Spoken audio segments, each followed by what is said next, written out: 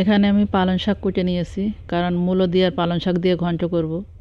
তো পালং শাক আর মূলো দিয়ে কীভাবে ঘন্ট করি আপনারা দেখতে থাকুন। আসসালামু আলাইকুম বন্ধুরা, দূরের এবং কাছের, দেশে এবং দেশের বাইরে যে যেখানে আছেন, আশা করি আল্লাহর রহমতে আপনারা সবাই ভালো আছেন। আর আপনাদের দয়া আল্লাহর রহমতে আমিও ভালো আছি।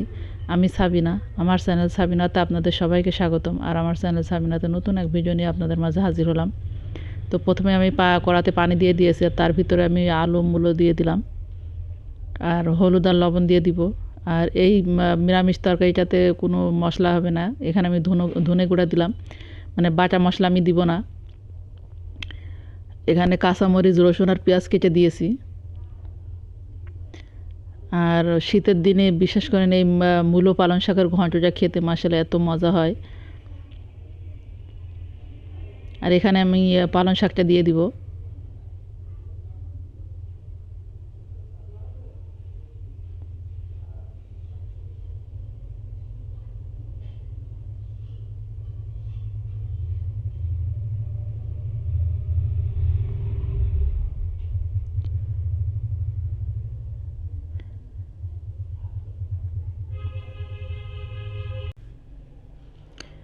আর আমার রান্না যদি ভালো লাগে তাহলে আমার চ্যানেলটাকে আপনারা সাবস্ক্রাইব করবেন, কমেন্ট করবেন, লাইক করবেন, আর পাশে থাকা বেল আইকনটা প্রেস করে দিবেন যেন নোটিফিকেশনটা সবার আগে পেয়ে যান।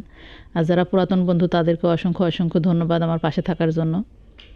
আর এখানে আমি তরকারিটা ঢেলে নিয়েছি, আর রসুন আর পেঁয়াজ দিয়ে দিয়েছি, আর একটু জিরা দিয়ে দিব, দিয়ে আমি ঢেলে তেলে দিব।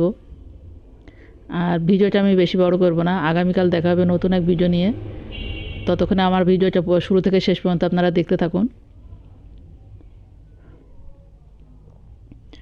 আর ভালো থাকবেন, সুস্থ থাকবেন, আর সাবধানে থাকবেন। আর আমার জন্য বেশি বেশি দোয়া করবেন, আর আমিও আল্লাহ পাকের কাছে আপনাদের জন্য দোয়া করি।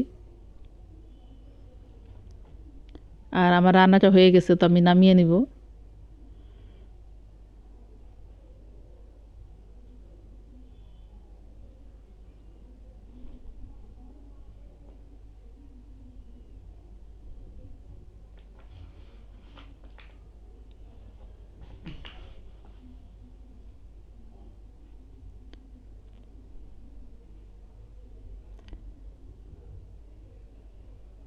আর এখানে আমি নামিয়ে নিচ্ছি।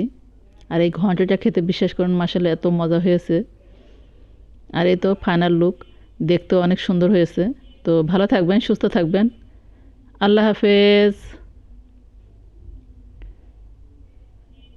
আসসালামু আলাইকুম।